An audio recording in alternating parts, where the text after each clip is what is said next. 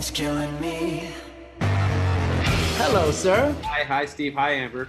Hi.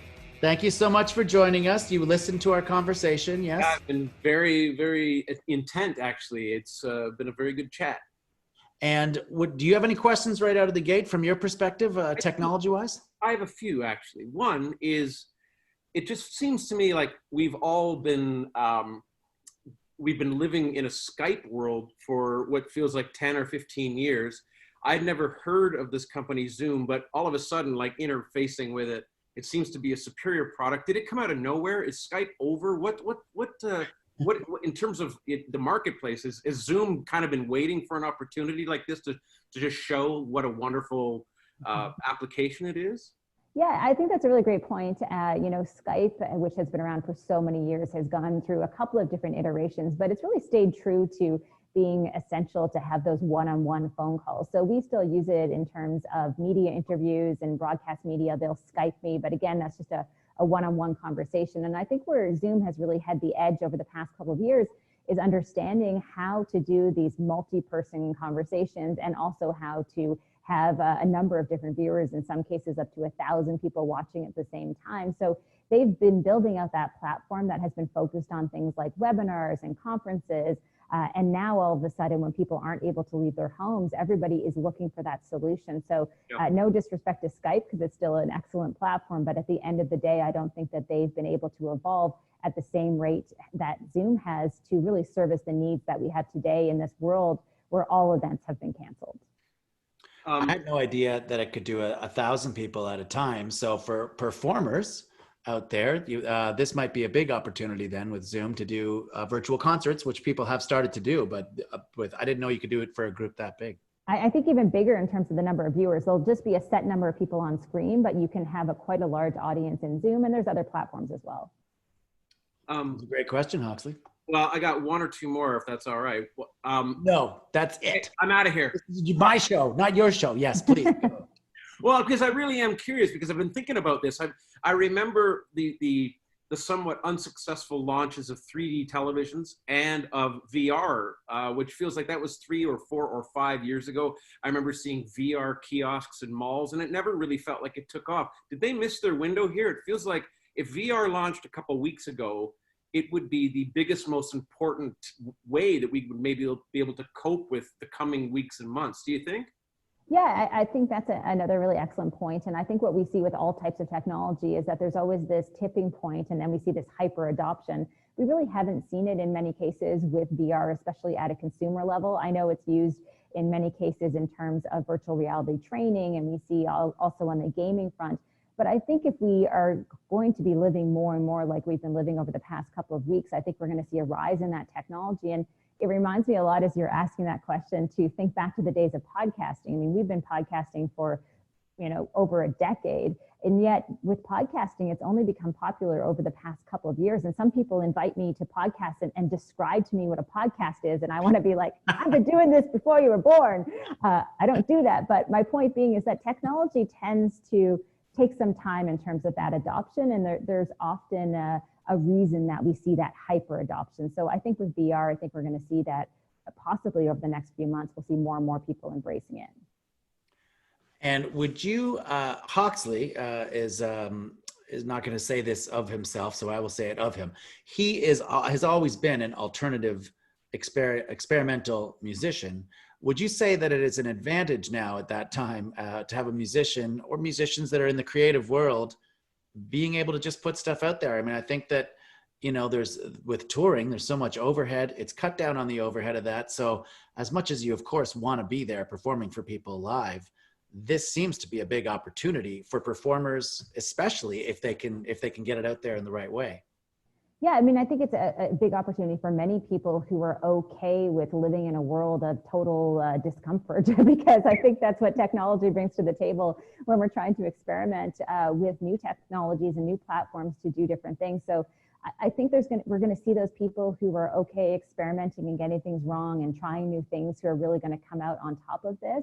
And I think we'll see those people who are really struggling because they're used to doing something one way, and all of a sudden that's shifted almost overnight. So I do think that for many of us, myself included, now this is a weird thing to say as a professional keynote speaker and been doing this for more than a decade, but to be honest with you, over the past couple of years, I've always thought it somewhat ridiculous that someone flies me across the continent to go to a conference where it takes me, 8-10 hours to finally get to where I'm going. And then I sleep overnight, and then I get up and I speak for an hour, and then I fly home. And they've flown hundreds of other, or maybe thousands of other people there to that particular event as well. To me, it feels like that has, number one, a huge impact on our climate from an environmental standpoint, with all those people flying around. People are tired, they're hungover. So that whole process for events to me always felt a little bit broken. I'm not saying it's not important to have face-to-face concerts or conferences, but there are some things that could potentially be done better in this virtual environment. I think you're right. I don't think your speaking agency will want to see you say that, so we'll pull it out of this. But it's okay. They're good. Yeah, I was good. I was trying to cut you off. What are you talking about, Amber? This is. I know. I was the first person to write them, I think, and say let's figure out how to do this stuff virtually. And people may think, well, they're not going to pay as much if you're not going to be playing at a concert in front of a lot of people, or if you're not going and speaking on stage. But what we forget about is what this technology can bring to the table, and that's scale, right? I mean, you can only fit 300 people in a conference room, but if you're broadcasting and teaching people something through a platform like this, and you're able to broadcast to the world, I mean, your scale's totally different. So you don't have to charge $999 for a ticket. You could charge $999 and be way better off, and I get to sleep in my own bed at night. So my point is that we have to, think through some of the ways that maybe we've been doing business.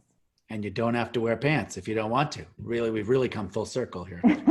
I do recommend you always wear pants. I just want to be clear. Been steadfast in that. I agree. Hawksley, what do you think? What do you think of that? What do you think of the potential of this? Kind of seeing it that way. You're obviously. I'd love to hear from you.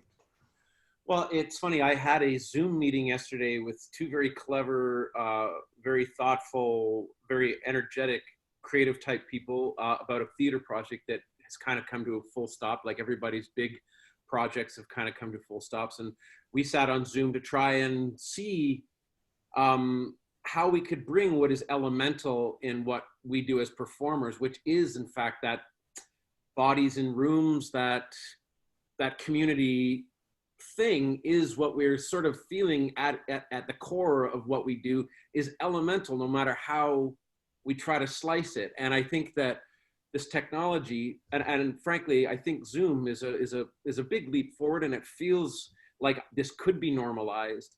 And like Amber said, there is an absurdity to getting on airplanes and doing something for an hour and then flying home, the fatigue and the hangovers and all of that. But I've been wondering, because of course the music business has taken a lot of hits on the chin over the last 10 or 15, maybe even 20 years now, that this one sort of feels like this work stoppage feels like almost a final blow for us, because in some ways the last way we have to make a guaranteed income is to go and play that concert. We don't make the kind of money we used to from CD sales, and now that streaming is sort of king, that's not a way to have a viable living either. So I know that there are creative people looking at this platform going, how do we make this essential? How do we make this elemental to people's lives? And I guess that was even another thing I was going to ask Amber too, was looking into the future, like, is this ever going to normalize? Is this communication via Zoom? I mean, I'm very convinced. I see you have extra lighting and a jib camera and all of that other stuff, but even Steve and I in front of our laptop cameras with these, even the microphones, it's very convincing up till I want to have that feeling in my gut of something special really happening. Is that an issue of content, or is that really an issue that authenticity will just maybe never be able to have a fluidity in this context? Yeah, I mean, I don't think that you can ever replace that person-to-person experience, whether you're a keynote speaker or whether you're performing on stage in a concert. I know that there are special things that happen when we're in these rooms together. And I guess my point is, as much as I want to hang on to the emotional side of that, I'm probably quite practical at the end of the day. So I recognize that I think that there will be opportunity in the months or years to come. Now, Facebook is a great example of this. If Facebook were to all of a sudden introduce some type of commerce tool where you were able to monetize a concert, for example. I know they have some grants that have been going out, but I'm talking about actually, direct to the consumer where they could pay for a concert. If some of those tools are introduced, again, I go back to the scale piece of it, because I would say that, yes, it's great to have X number of people come to your concert and perform, and it's a very special experience, but sometimes we can't do that. And how do you replicate that experience and also get to a point where you are able to scale that to even more people who couldn't pay hundreds of dollars to get to that concert? So in my mind, it opens it up also to the general public. That becomes exciting, becomes accessible as well. So I think there are benefits on both sides, but right now we're stuck in this position where this is the new reality. Mm-hmm. And so I think there'll be things that will come out of this that will allow people to do things differently. And not everybody's going to succeed at that. Not everybody wants to do that. But I do think we're going to see some emerging business models that are going to make sense eventually, as long as those big tech companies step up. I've been pushing Facebook a little bit.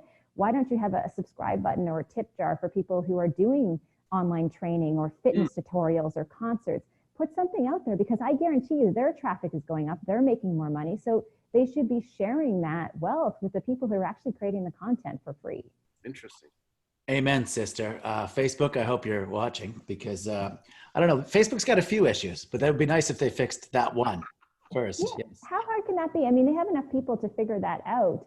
And to me, it just makes more sense. I mean, they have to be careful who they give this to in terms of making sure that there's nothing inappropriate that is getting monetized on there. They don't want to turn into, Pornhub. We already have one of those. Do we? I'm not familiar. I'll have my producer look it up. I just read they're actually doing some pretty creative things during this crisis. So I will just put that out there. Well, I don't think they need our promo, but sure, I'll take a look for the next episode. Let me ask this to both of you. In this world that we're living in, and all three of us are used to doing things for groups of people live, and that we're not sure when that's going to start again.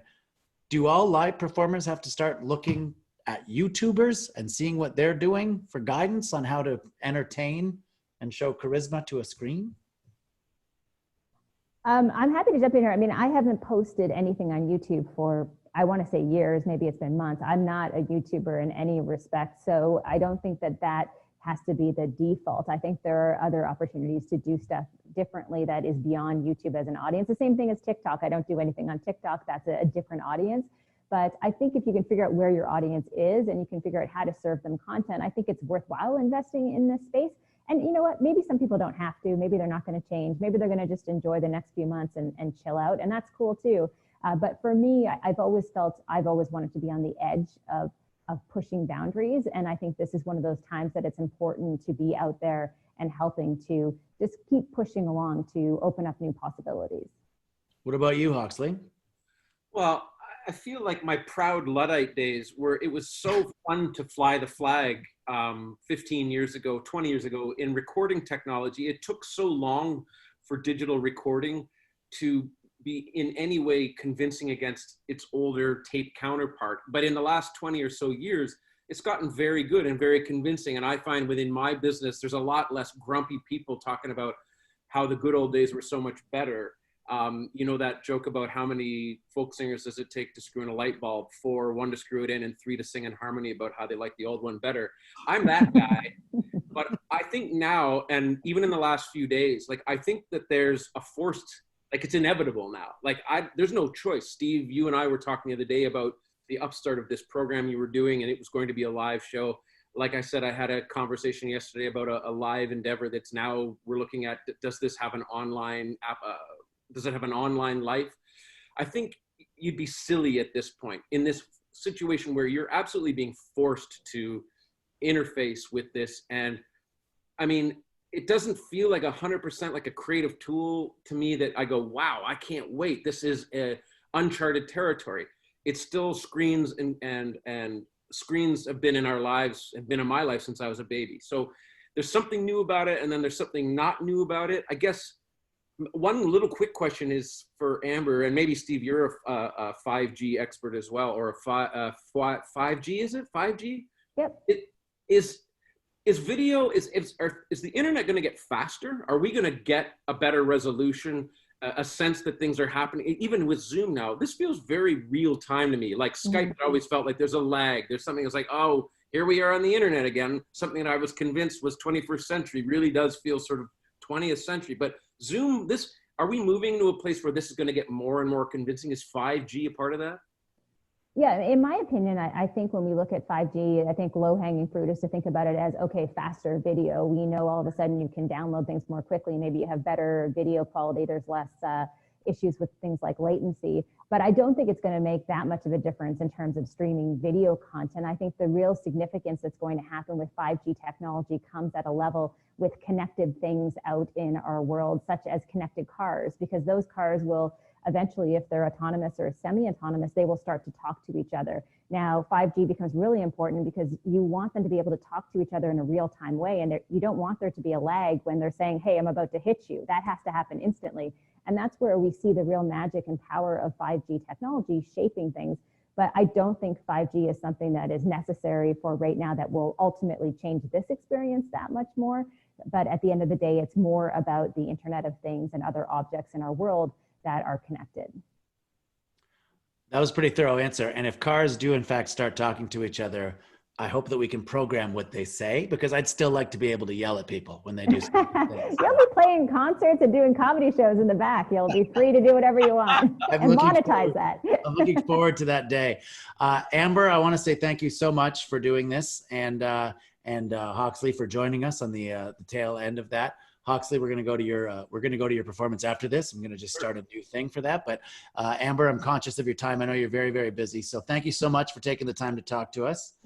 Thank you so much for having me, and thank you for wearing pants. At least I'm assuming you are. I'll just show. They're jeans. They're jeans. Wow. Okay. Now, you didn't have to do that. No, I insist. I insist. Thank you very much. Thanks, guys. Thank Bye-bye. you.